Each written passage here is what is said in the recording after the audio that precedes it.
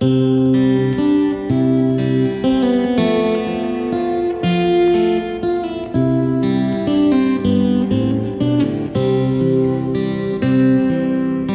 sweetheart's a mule in the mine. I drive her with only one line. On the backboard I sit, tobacco I spit all over my sweetheart's behind. Welcome back to Drifts and Tales, where the stories of Butte's underground come alive one level at a time. In this second part of our journey, we descend once more into the Orphan Girl Mine, a place where history isn't just remembered, it echoes. Down here, the air grows cooler, the lights dim, and the past feels close enough to touch. The American Mining Congress reminds us that most people pass their days with no thought of the role mining plays in their lives. They know where to buy the things they want, but seldom consider the origins. Food comes from a grocery store, electricity from a wall socket, tools from a hardware store, cars from a dealer, appliances from a department store, and so on. If we do think of how these things are created, many of us probably believe they simply appear. But underground, the truth is unmistakable. Every beam, every bolt, every spark of light has a story. And today, we're stepping deeper into those stories. So tighten your hard hat, steady your lamp, and follow us as we continue our descent into the Orphan Girl Mine, where the drifts stretch out like veins and every tunnel carries a tale waiting to be told. When you go back in the day, there was a lot of sharp cookies out there. Meaning, how did they figure all this stuff out? Because when you go back to the dawn of day, humans have always liked shiny stuff. And then we figure out what's worth something.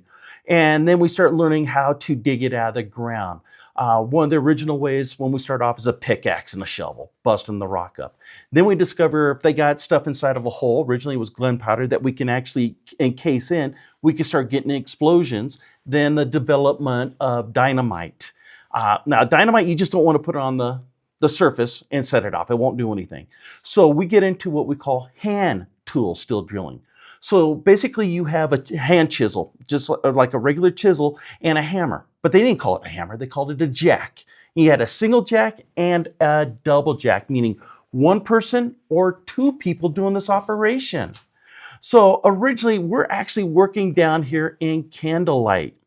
And I want you guys to think that you're holding a steel rod that's almost a little bit bigger than the diameter of my finger.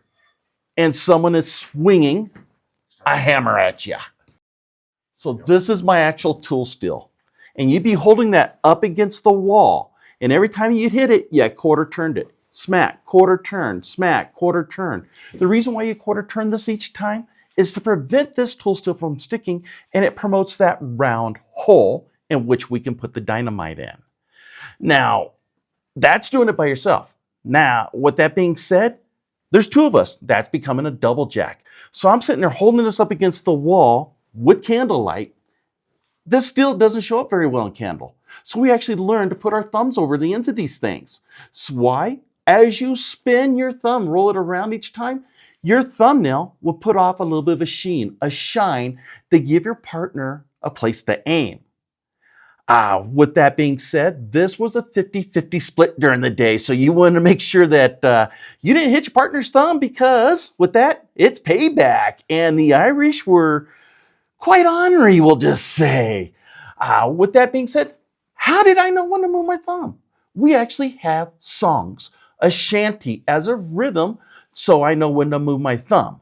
Do the songs work? Yeah, we kind of know it because there wasn't a bunch of thumbless miners in Butte back in the day. So, Michael, you talked about doing that double jack by candlelight. And I know that you demonstrate candlelight in the tours, but do you also occasionally blow that candle out? Yeah, we definitely do a true blackout scenario down here. And one of the key things that come out when we talk about candles, people a lot of times will ask, who supplies the candles for the miners? Mm-hmm. And a lot of times the company says, well, we supply the candles for the miners. Well, the old miner said, no, they did not. So you have a gray area in there to where the company stores supplied the candles for the miners. When the miner actually has to purchase their own candles, they're just not going to use half of it and throw it away. So they're going to fully use that candle up to get the 100% use out of it. And a lot of the candles, they said, was rated as an 8-hour candle. Okay. Well, they had spares, for one. And the other thing with that is candles, yeah, they do go out. They either burn out or sometimes they get blown out. So when we see that, our next scenario, this is where we go to our true darkness underground. So we'll go ahead and shut the light off. We'll show you guys what it's like. So this is true darkness, everyone. Your eyes will never adjust to this because there's nothing to adjust to. Now, there's a 20-minute rule. Basically, they say it takes you 20 minutes for your eyes to adjust to the lighting. Well, there's no lighting down here to adjust to. So a lot of people after that time frame start to imagine there's light down here. So they think there's light down and working, and if they're stupid and try to walk towards it, there's a few things can go wrong. Falling down a mine shaft, running into the walls, and other things. So in this situation, you're taught to get on your hands and knees. You locate the rail system. You get in between it. You put one hand on a rail, one on the other, and as you're crawling forward, if there's nothing there, you could stop yourself from falling over an edge. So when we're looking at this, this is our rail underground, and you can see both of them on each side.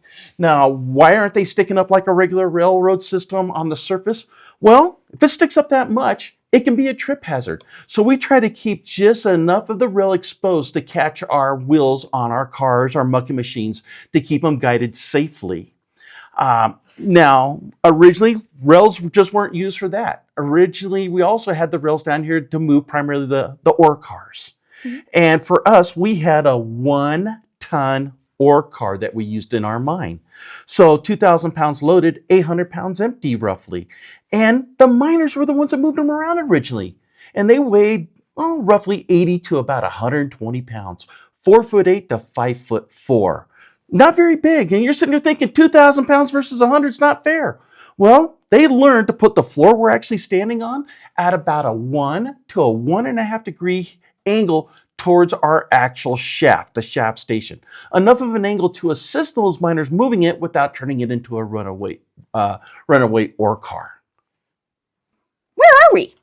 So right now we're still not in the original part of the mine yet, but it's in a little short drift, about 100 feet from the actual shaft station, the original shaft station.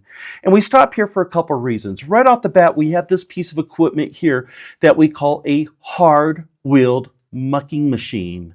Why is it called that? Well, when you go back to the original days cleaning up a mine, the miners always said we're mucking up the mine, meaning we're cleaning up the mine.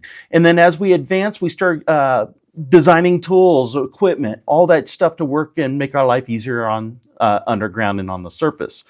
So this is called a hard-wheeled mucking machine because it operates on the hard rails underground. And it actually runs on compressed air. So when it's in operation, there's a little step over by where Jeanette is where the operator actually stands on. When they go forward, the bucket is actually in a down position. You go forward, you grab some material, you lift the bucket up a little bit, back up to an ore car, and then this bucket actually goes all the way up over the top of itself, overshooting its own body to empty, giving it the technical name of an overshot mucker because it overshoots its own body. A little scary standing up here imagining this thing operating. You had to be careful, didn't you? These were extremely dangerous. If you didn't know how to operate it, it's one of those things truly don't, because steel has no feelings. And if you're in the wrong position, your fingers or wrong angles, these things were notoriously to come off the tracks, several inches when operating it. So they'd come off the track. And if you're on any type of an angle, it would actually roll over onto the miner. So yeah, this piece of equipment can be extremely dangerous if you don't know what you're doing. So originally, when you go back in the day, how did they even know there was precious metals around? They figured that out by what we call rock staining. Everything will stain a different color, including our precious metals. Then eventually we learned here in Butte, the veins run east and west, dipping to the southeast. So when we were working with our veins, we knew what direction they were going. Then eventually we get into something we call core drilling. Basically, it's a big hollow drill bit that we can drill into the earth, pull it back out, and we'll lay this whole core out, say for 50, 75 feet, and you can examine what's there at every level. So if we run the core drill in and we have no precious metals there, we find a different area and start working our way to a different direction.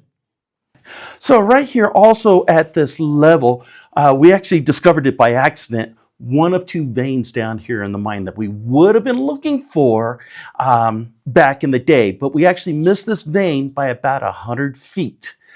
So there's a couple of veins that you see here. The first one, this pinkish colored looking rock coming across here, that is actually called rhodochrosite. And when we process this, we got manganese carbonate, and we use that as a strengthener in steel originally. It's kind of a byproduct in the mine for us, meaning it's not the vein where we were really looking for. The vein we were really looking for is all this bluish gray you see on the rock face. That is actually our galena vein that contains lead, zinc, but the most important thing in this vein is our silver. This is our actual silver vein for this mine. And like I said, they missed it by about 100 feet back in the day. And I was told if they would have discovered this back in the day, it could have kept this mine operating for about another 10 years. And another thing cool down at this level, it's kind of hard to see. You're going to start seeing some green stuff on the walls. It's not the Grinch visiting us down here, guys, honestly. That is actually what they call green octite, cadmium sulfide. Is there a use for cadmium? Yeah, we could use it in our batteries, coatings on nuts, bolts, and planes, and also in pigmentations and paints and plastics. So a lot of times when people are down here doing our tours, I'll ask what that funny smell is. That's where it comes from. So right off the bat, the hard rock here in Butte is granite, and we have 3 different types of granites here. So in a way, you can literally say, never take anything for granite here in Butte. So granite, when you see it, when we first expose it, it is hard as concrete, a little bit sharper edge until we introduce that air and it starts to decompose. So you can see the granite is more of a dullish color underground in a way. Your precious metals, a lot of time like your shinier rocks, they stand out more. And so when we find something that sticks out a lot more, a little bit more shiny, just like when you look at quartz versus just brown dirt, you notice the difference. Now, we discover a vein. The miners don't test that. They actually would report it to the boss, and then we get samples up to someone we call an assayer. An assayer is someone who would actually take the material and they'll crush it up into a very coarse sand, and then they melt it in a furnace. Put in the proper solution so that way what it does is it separates your precious metal from byproducts that we actually call slag, a black glassy looking rock. And then the assayers say, hey, this is a good vein. Oh, there's nothing there. He'll fully inform the company of what that actually is. And the cool thing is, okay, we get told to yank this vein out. The next step we're going to go into is something how we do it. So when the bosses actually say, hey, we want to extract a vein, we don't want to do it at ground level because that's just simply put a lot of work. So in a way, we learn to be lazy.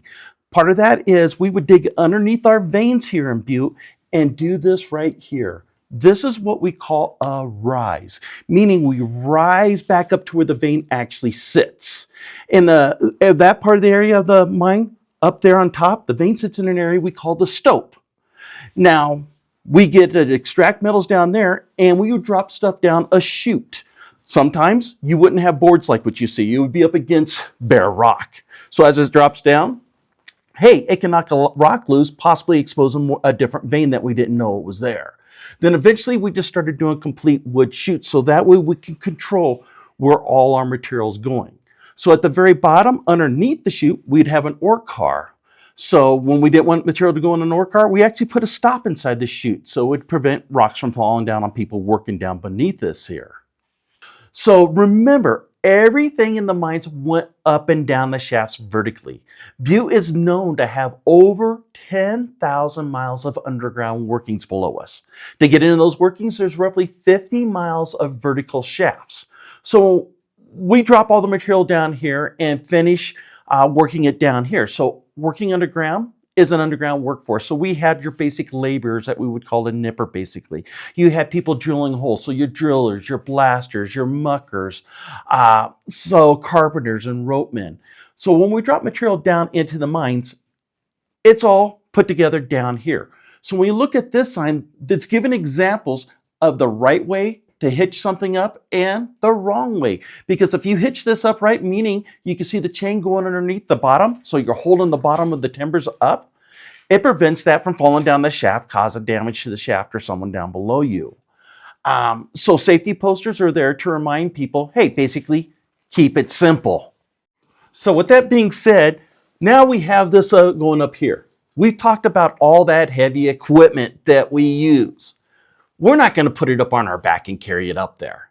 We would climb the ladder to get up there, but what we use is a system here that you can see the bucket here goes down to basically we call this an anaconda piston hoist. So we load everything up inside of our buckets and hoist it up to our work areas, allowing us to do the work. Now, eventually some of the big mines like the Kelly, they start getting the block mining. Now, we're not talking that size. We're talking like 100-foot square block that they're mining out underground. And so now what we do is we have what we call a soft-wheeled mucking machine, and they would actually fully disassemble it and hoist it up there and then reassemble it up there, work half of that stope area, then backfill the other half. When they're done, what they do, they drop the soft-wheel mucking machine down the chute, reassemble it down here at the edge, and drive to the next workspace. We've seen not just the movement of the ore, but the world miners lived in. Long hours in dim light, damp air, and narrow passages that tested both strength and endurance. Life underground was as much about surviving the environment as it was about the work itself. In our next episode of Drifts and Tales, we'll move deeper into the shaft station, the place where all of that effort underground converged and where the ore was prepared for its journey until the surface. Until next time, tap or light. My sweetheart's a mule in the mine. I drive her with only one line. On the backboard I sit, tobacco I spit all over my sweetheart's behind.